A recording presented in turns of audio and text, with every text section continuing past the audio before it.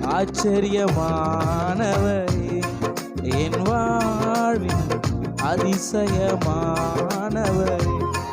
சொல்லலாமா? அவர் ஆச்சரியமானவர், ஆச்சரியமானவர், என் வாழ்வின் அதிசயமானவர்.